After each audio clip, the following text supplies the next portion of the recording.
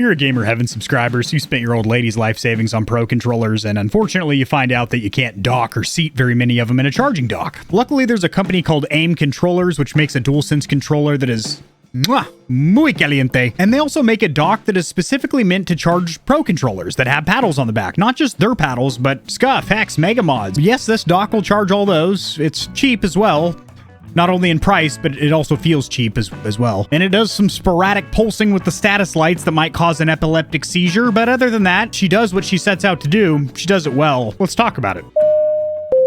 This is your controller captain. We've reached 6,900 feet. Go ahead and start flicking the sticks and mollywopping the back paddles. You don't like back paddles? How about those rear buttons? We've tested almost 100 custom and premium controllers, and we're only at the beginning. You need a thumbstick guide or tutorial on how to overclock your controller? Check out the controller playlist. Bing bong. Controller captain out. So one of the biggest Achilles heels of the DualSense controller is going to be battery life. It is horrendous. Now, generally, a pro, premium, or custom controller that has paddles on the back doesn't see much worse battery life, if any worse, than a stock DualSense. And you can do a couple things to increase the battery life, such as dimming the LED light around the touchpad and keeping the microphone constantly muted, which I recommend you do anyway, because nobody wants to hear you and your old lady fighting when you hop into a lobby. You're both in the wrong and you need counseling. Jesus Christ, heard the whole thing. But you're going to be charging these controllers a lot, so you can plug in via the USB-C port in the top, or you can drop it into a charging dock, which generally uses the bottom port of the controller, which is kind of that accessory port. Now, this dock is different because you flip the controllers upside down and you're going to use the USB-C port on top. Now, that's fine and all, but from a design standpoint, this has one stupid, wonky aspect or design quirk, if you want to call it that. It has these removable USB-C dongles, which are supposed to make it quicker and easier for you to drop in your controller and get it to properly seat and start charging. Unfortunately, it doesn't make cradling the controller that much quicker or easier, and it makes it a big pain in the ass because if you're using another controller, you have to unplug one of those dongles and plug it in there. Not to mention, you actually have to use a good amount of force to get it in and out, and since it's pretty small, you don't have a lot of meat to grab onto with your fingers. And overall, it seems like a really clumsy, clunky design, especially when you take into account that these little things can be lost. And if you lose these little dongles, your charging dock it ain't gonna charge for you. It can dock, it can sit your controllers in there as a display or something, but it's not gonna charge your controllers. Now, having gotten that out of the way, I will say that this is the only charging dock that I have seen and definitely used firsthand that allows you to charge controllers with paddles on the back. Now, the dock is only $20 US, which I think is a very reasonable asking price, but it's pretty clear from the build quality, the plastics, and then also the fact they're using a micro USB cable that they're probably getting these things substantially cheaper than that. You can also get a 1-year warranty for $5 or a 2-year for $11. I don't know if anybody would ever do that, and I don't recommend it. It's just so weird. It says extended warranty, but down here it says lifetime warranty included on the product. Feel free to pause the video if you want to read any of the text on this box. In this bag, you're going to have the most basic cable that you ever did see. It's about 2 foot. Rubber, not microfiber or braided, not very flexible or lightweight. She ain't the prettiest, but it will get the job done. And then in the styrofoam bag, you're going to have the actual dock itself. Bottom of the box, you have an instruction manual. Again, feel free to pause if you want to read that tiny text. I know a lot of you watch YouTube videos on mobile phones on those tiny little screens. You ain't got me blown up on that 75-inch plasma in the front room. Did I say plasma? Has anybody bought a plasma TV in the last like 7 years? And this is an insanely useful table or chart that they have in there. It's the actual charging currents as advertised for all of these popular controllers, including, it says Pro Controller. I'm assuming that means the Nintendo Pro Controller, which does use a USB-C port. The Google Cloud Controller, so that's the Google Stadia. XSXSSX. Yes, the naming convention at Microsoft. And that has your charging duration, an estimated 4 to 4.5 hours. So again, no fast charging or anything. But what really needs removed, modified, edited, changed, or revised is this right here. This dock does not charge 2 controllers in 2 hours. No matter what charger you buy, the DualSense cannot go from empty to full in 2 hours. The DualSense does not support fast charging. It can't do that. Let me explain exactly what I mean. You can go ahead and use yourself a 25-watt charger from something like your MacBook or your Valve Steam Deck, and it's not going to damage your controller, and it will charge it, but it's not going to charge it any faster because the PCB or printed circuit board on the controller is going to, as a safety feature, regulate,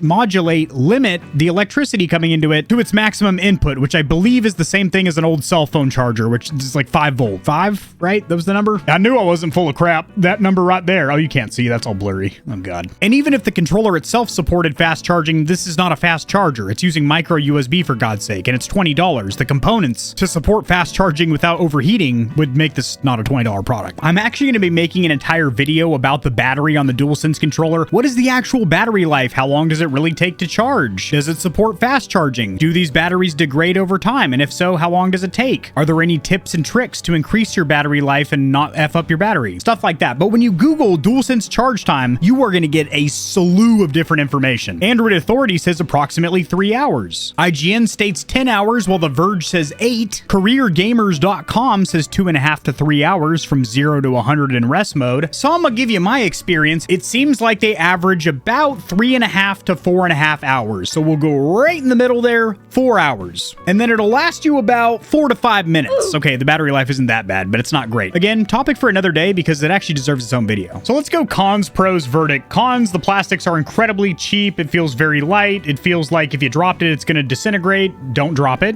There's no need to drop it. You just set it on a table and it sits there and charges. But that's not unique or special to this charging dock. Virtually every other one I've tested, including the licensed Sony charging dock, which is this many monies, felt like a cheap plastic piece of crap. And unfortunately, this is no different to the fingertips. Luckily, I don't really feel like build quality matters that much with a charging dock because it's literally just going to sit there. As long as it doesn't like burn your house down because it's a fire hazard or something, it's fine. Those stupid little USB-C dongles that disconnect, I understand they thought it was a good idea during the R&D process. It's not. On your next version or iteration, just have the USB-C ports be fixed. Also, micro USB, that's an outdated technology, not only because, well, you can't plug the cord in either way, it has to go in one way, but also it actually transfers less electrical current and data than modern standards like USB-C and Thunderbolt. But luckily, I didn't notice any difference in charge time versus just plugging in my controllers with a USB-C port plugged into the console or plugged into a charger brick and then plugged into the wall. So it seemed to charge controllers in the exact same time, which is good that it doesn't take longer. However, it'd be great if it offered some kind of fast charging, but you're probably not going to get that in a $20 dock. Also, the actual DualSense controllers would have to be modified to support fast charging anyway, so forget that whole line of thought. Next up, the LED status lights on the front that are supposed to indicate if your controller is actually charging or not. It goes red when it's charging and then goes green when she's fully charged or when a controller's not connected or cradled, but they don't behave well. They're okay when you only have one controller, but when you put two in there, it gets incredibly confused and starts sporadically flashing at you. And the biggest problem with that is that you don't know if it's actually charging the controller or not. Except for on the PS5 DualSense controllers, you do get that yellow status light around the touchpad.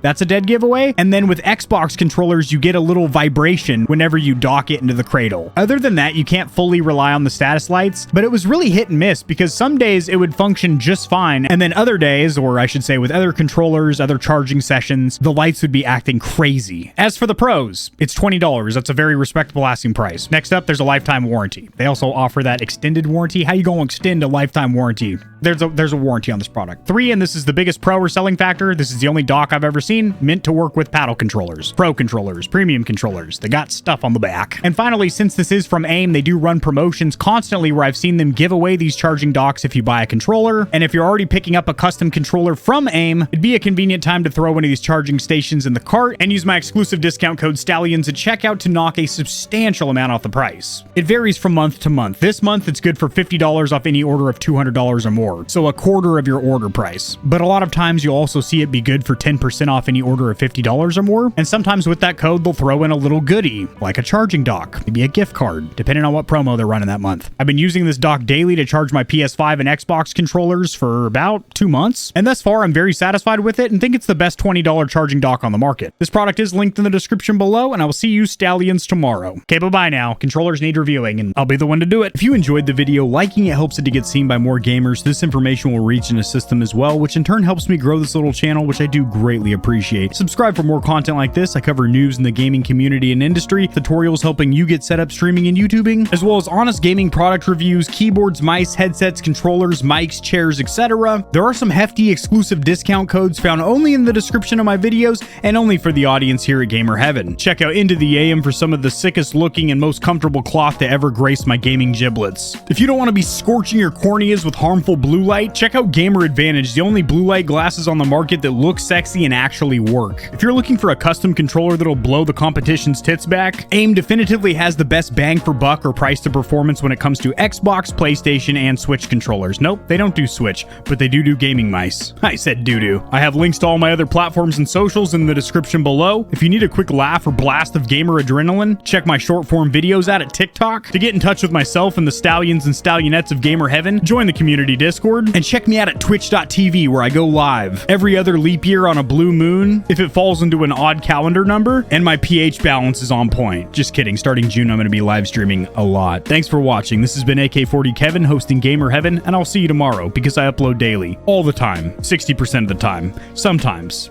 Most of the time. Peace.